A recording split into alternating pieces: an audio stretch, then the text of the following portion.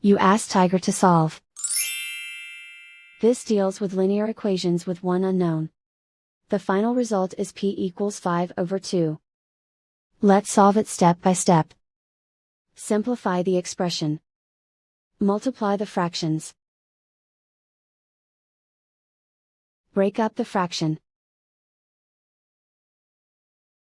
Simplify the fraction. Find the greatest common factor of the numerator and denominator. Factor out and cancel the greatest common factor.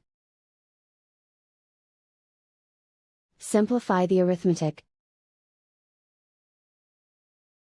Expand the parentheses. Simplify the arithmetic. Group all p terms on the left side of the equation. Subtract 2p from both sides. Group like terms. Simplify the arithmetic. Group like terms. Simplify the arithmetic. Group all constants on the right side of the equation. Add 3 to both sides. Simplify the arithmetic.